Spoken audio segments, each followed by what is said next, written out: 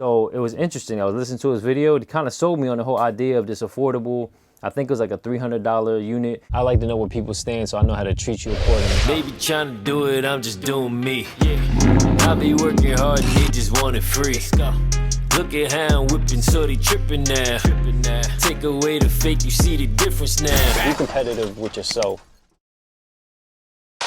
All right, so I was actually already interested in this field, right? I've already been doing this before for myself, for personal reasons. I used to get stuff embroidered and pay people to do it. I started outsourcing some stuff, and I started heat pressing myself for some of my own garments and stuff like that. I was already doing another business, so it really wasn't in the works for me to take it like a serious business, you know what I mean? So now I'm trying to find ways that can work for me. So long story short is I was looking it up probably over a year ago, right?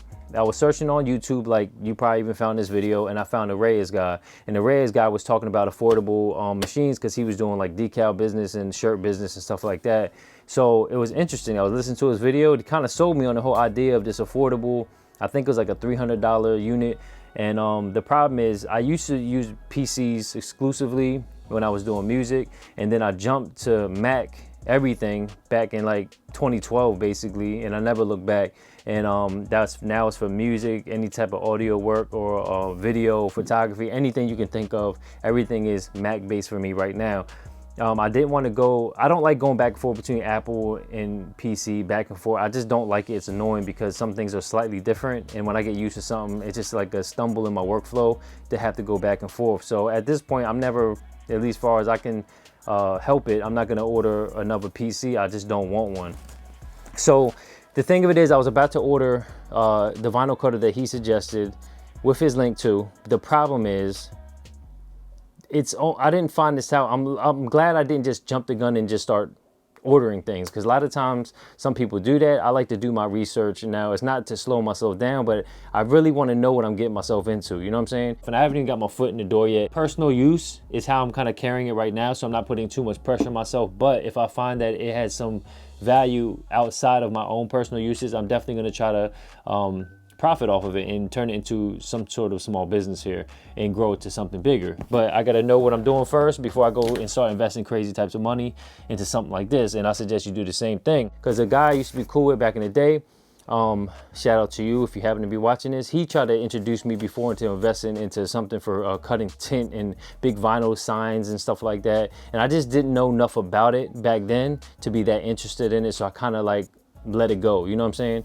Now I'm actually pretty interested in it, and I'm more curious than ever. So back to the Reyes guy. I found out that it's PC only, and that really bummed me out, because a lot of the cutters are basically PC. Anything that you see that's affordable is PC, right? You need a PC to run the software, as far as I know. I have Adobe and stuff like that, which is I think that's a PC program, but I use Adobe stuff on my Mac. And the problem is, the only cutters that I saw was Graphtec, Roland, and I think Yamaha. And the problem with that is they're very high quality, but they're expensive. So you can get an entry-level cutter, like a 30 to 40 inch, for maybe $300, even on a stand, right? If you get a Graphtec that's only like 20 inches or something like that, you're paying like $1,000, $1,500, $2,000, and it just keeps going up.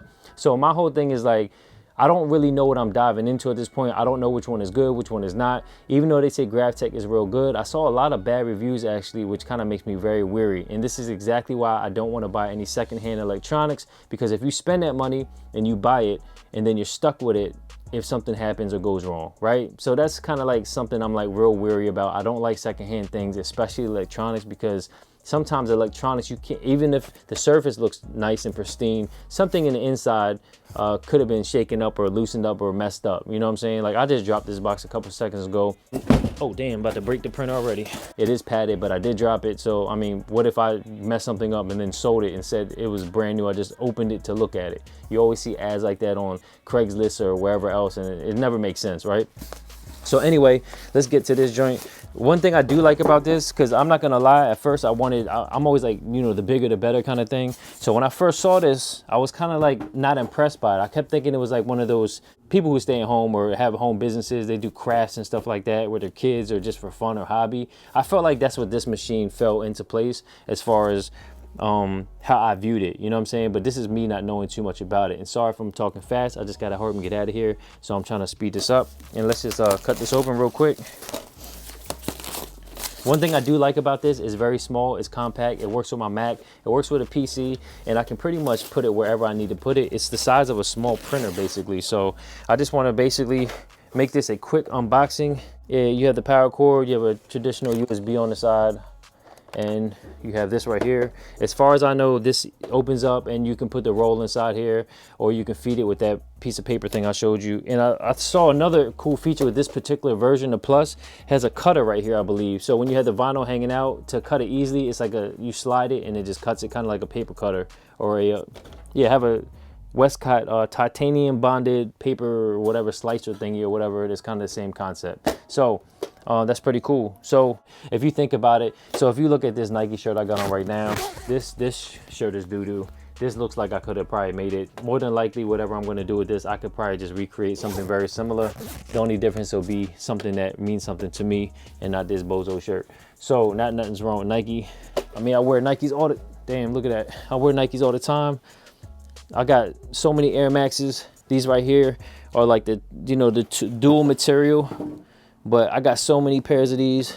I never did a review on these on feet because I didn't want to really review every single shoe I ever purchased. But I don't know if you can see these joints, but I think these joints is hard.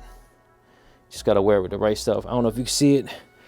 Man, I'm about to break my leg off. All right, so I'm going to end this video with something positive. Now, this right here has nothing to do with a vinyl cutter, just something to do with me that I want to share with you, right? So basically, I wrote a note because I didn't want to forget it. But these are two things that can empower you for free, right?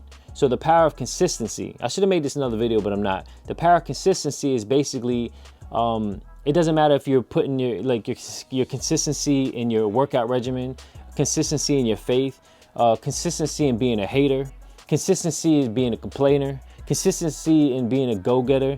You know what I'm saying? Whatever it is that you're consistent at is what you get better at. So if you're a hater and you're consistent at it, you get better at being what? You get better at being a hater. If you're consistent at being fake or a liar, a thief, then you just get better at it. You know what I'm saying? If you're consistent at being a good person, you get better at being a good person. If you're consistent at being a go-getter and hustling hard for your stuff, then you're going to get better and better at it, right?